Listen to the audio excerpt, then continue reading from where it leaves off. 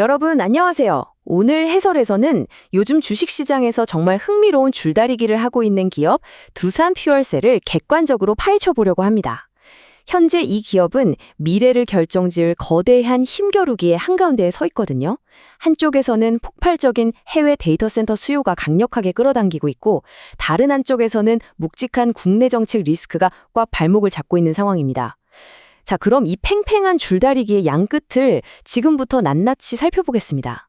오늘 살펴볼 내용들입니다.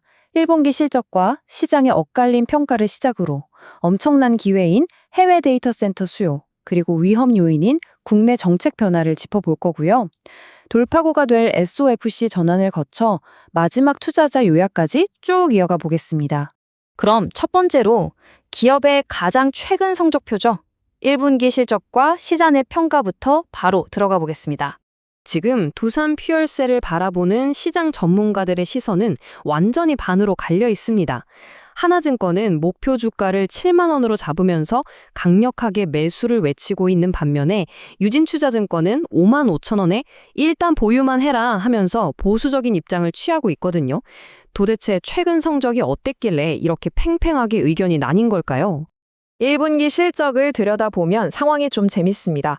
매출은 약 1,449억 원으로 작년 이맘때보다 무려 45%나 껑충 뛰었어요. 예전에 수주했던 물량들이 공급되면서 덩치를 확 키운 거죠. 영업이익의 경우는 여전히 적자 구간이긴 합니다만 손실폭이 한 8억에서 13억 원 정도로 꽤 많이 줄어들었습니다.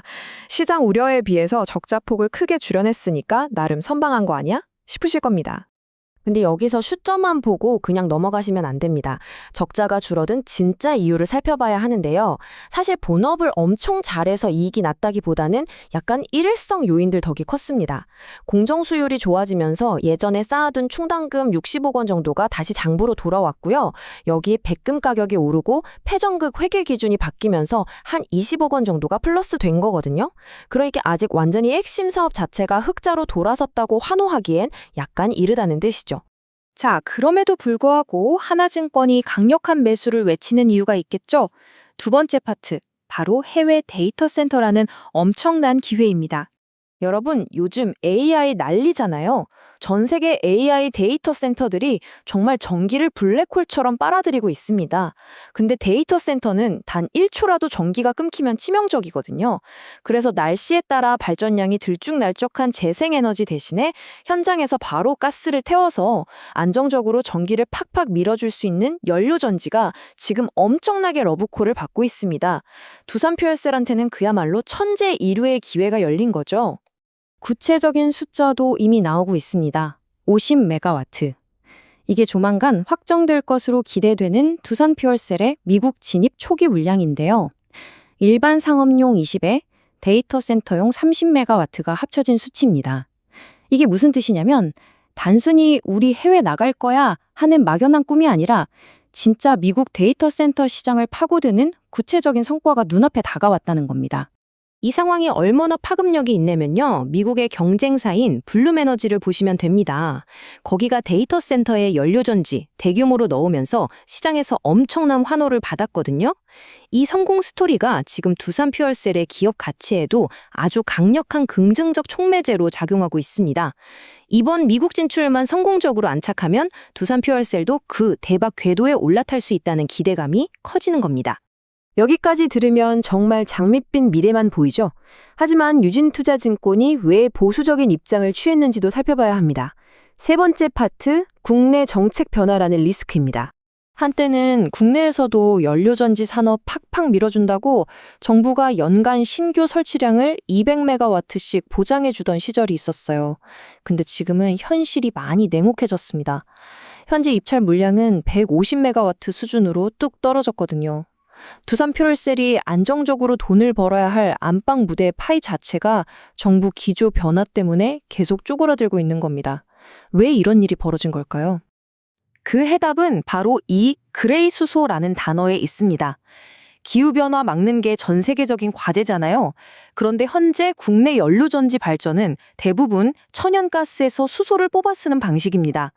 그러다 보니 환경부 같은 곳에서는 이거 기존 가스 발전보다 톤수가 오히려 더 많이 나오는 거 아니야? 하는 딜레마에 빠져버린 겁니다. 그래서 예전처럼 무작정 전폭적인 지원을 해주기가 너무 애매해진 객관적인 현실이 존재하는 거죠. 그래서 유진투자증권은 아주 뼈아픈 경고를 날립니다. 진짜 탄소 배출이 없는 완벽한 그린 수소 생산 체계가 갖춰지기 전까지는 국내 사업 앞날이 너무 불투명하다는 거예요. 만약 이대로 그레이 수소 논란이 타협점을 못 찾고 입찰 시장이 위축되면 당장 2028년부터는 두산 퓨얼셀의 국내 매출이 진짜 곤두박질 칠 수 있다는 무서운 경고등을 켜둔 상태입니다. 그럼 이대로 국내에서 가라앉게 내버려 둘 순 없겠죠. 네 번째 파트, 이 위기를 뚫고 나갈 핵심 열쇠인 SOFC 전환입니다.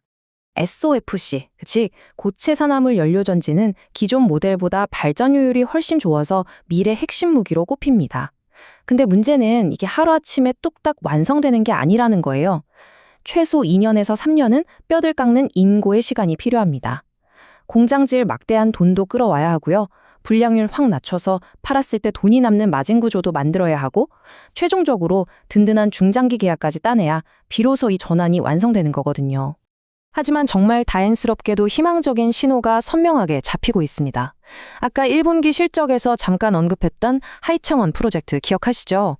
거기서 이 SOFC 제조 공정 수율을 무려 80% 수준까지 끌어올렸어요. 불량률을 엄청나게 빨리 잡아가고 있다는 뜻입니다.